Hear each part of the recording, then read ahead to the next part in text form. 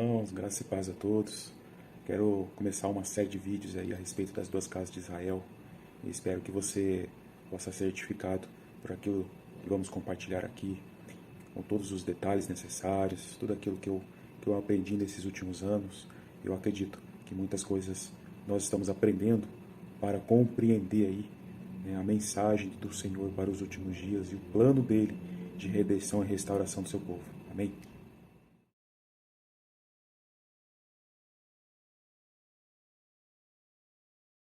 Vamos começar aqui a falar sobre as promessas do Senhor que ele fez desde a antiguidade.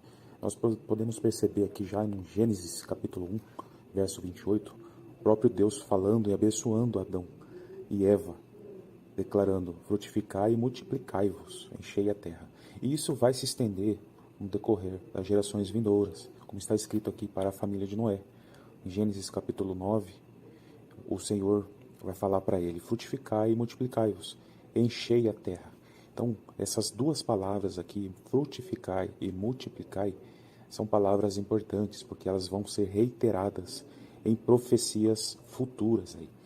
Nós, avançando um pouquinho aí, acerca das Escrituras, no capítulo 12 de Gênesis, nós começamos aí a discernir acerca do patriarca Abraão. O Senhor tem uma promessa aí através de Abraão. No Gênesis 12, o Senhor vai falar para ele: sai de tua terra, de tua parentela, e vai para uma terra que eu te mostrei. Pois em ti, né, serão benditas todas as famílias da terra. E no capítulo 17, ele vai complementar essa promessa, declarando para ele que será pai de muitas nações, e te farei frutificar grandissimamente, que nações e reis sairão dele. E aí, uma passagem muito importante acerca do patriarca Abraão, que nos faz entender todo esse plano de redenção sobre a humanidade, que está no capítulo 22, nos versos 17 e 18. Importante salientar que neste contexto do capítulo 22 é quando Abraão apresenta Isaque ao Senhor como sacrifício, e o Senhor impede Abraão de sacrificar Isaque, testificando que realmente Abraão era leal a Deus. Então o Senhor, ele abençoa Abraão com a promessa, e ele diz assim, que ele seria abençoado grandissimamente. Multiplicarei a tua descendência como as estrelas do céu e como a areia que está na praia do mar. Em tua descendência serão benditas todas as famílias da terra.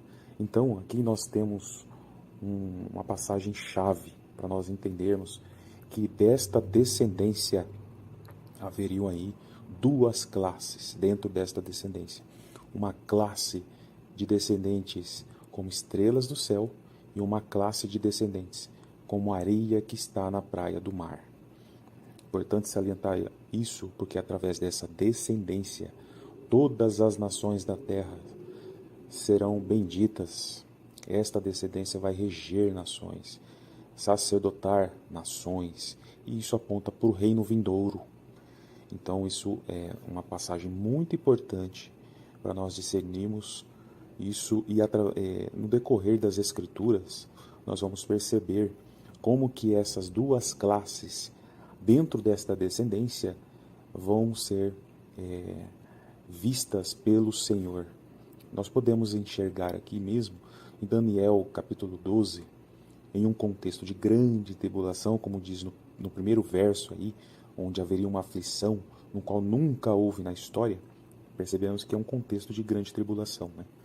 E aí no verso 3 vai falar que os que têm entendimento e são sábios resplandecerão com o fulgor do firmamento, e todos quantos se dedicam a conduzir muitas pessoas à verdade e à prática da justiça serão como as estrelas, brilharão por toda a eternidade.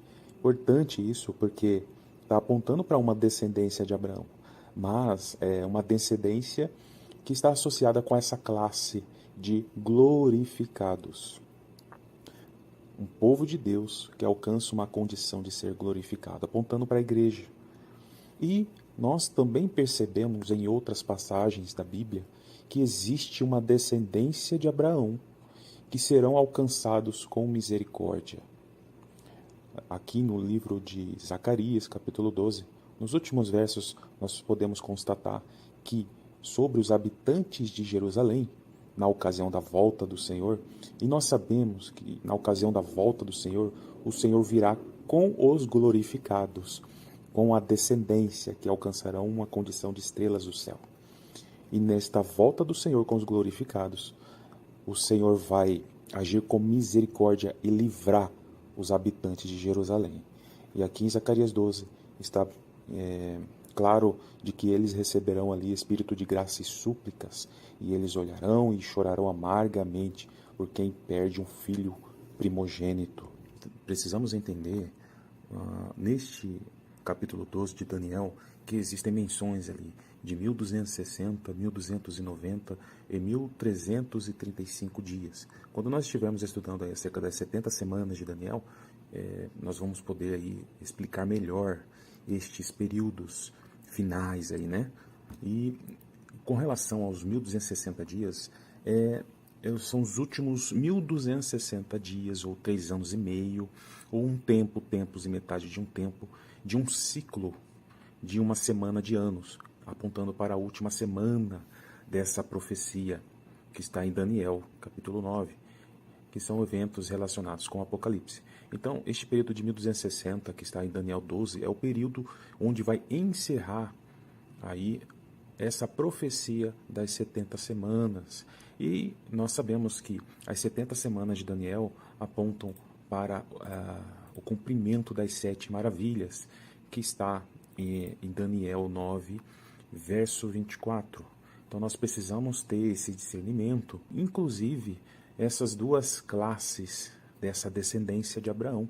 Então, no 1260, ele vai apontar para a ressurreição, porque o anjo que está em Daniel, do capítulo 12, ele vai levantar a mão para cima, jurar por aquele que vive eternamente, e ele vai declarar que as maravilhas vão se cumprir depois de um tempo, tempos e metade de um tempo, após terminado o poder do povo santo. Então, o poder do povo santo, ele vai acontecer ali com essa liberdade de profetizar, com sinais e maravilhas, na primeira metade desta última semana. Contudo, na segunda metade, que são 3 anos e meio, vai apontar para esses 1260 dias de perseguição. E no encerramento desses 1260 dias, vai acontecer a ressurreição dos santos. E também no verso 1 de Daniel 12, vai falar que vai haver um livramento para aqueles que estão inscritos no livro. E a gente sabe aí que esse livro é o livro da vida.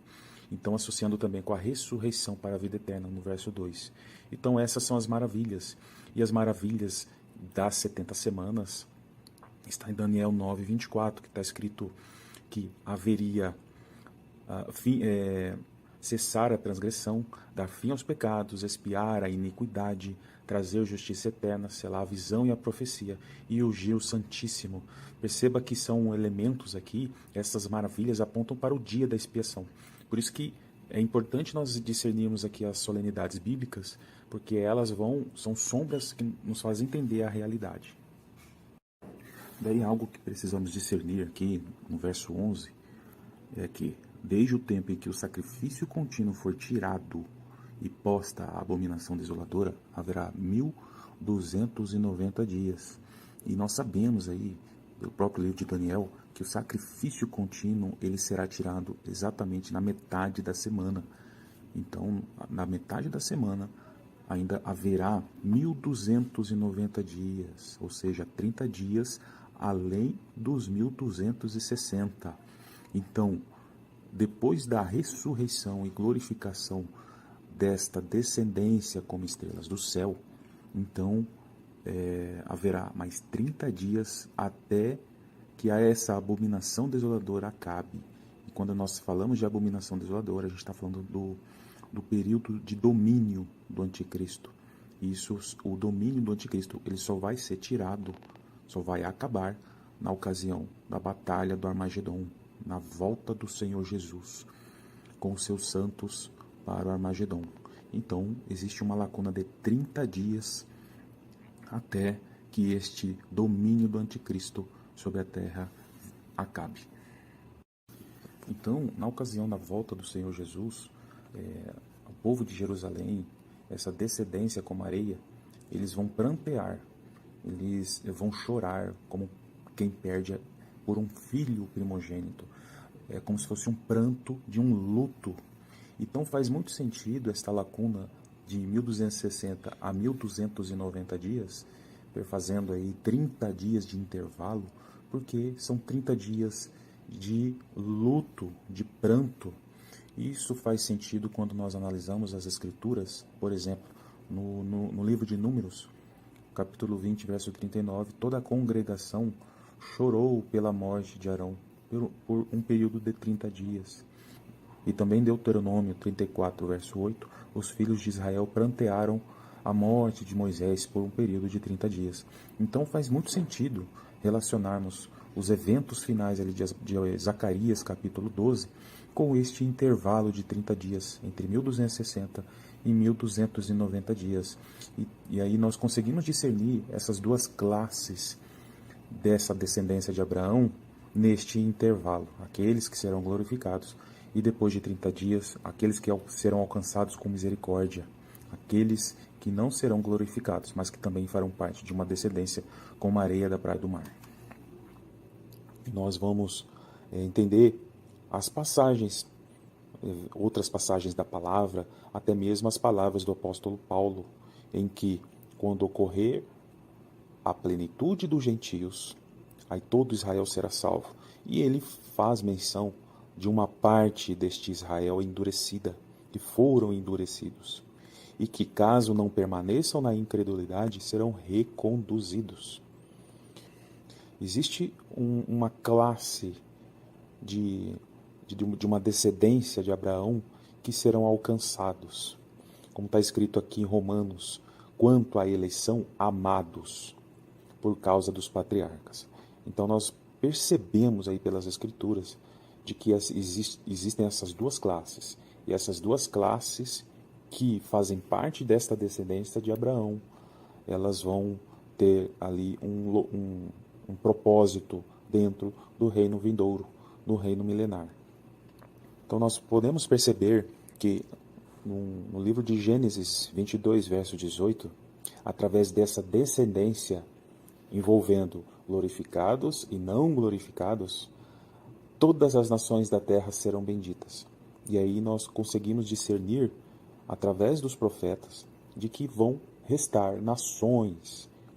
Por exemplo, no livro de Zacarias, capítulo 14, verso 16, diz que de todos os que restarem, de todas as nações que vierem contra Jerusalém, subirão de ano em ano para adorar e celebrar a festa dos tabernáculos. Então, no reino milenar vão restar nações, nações não glorificadas e que irão até Jerusalém para celebrar as festas.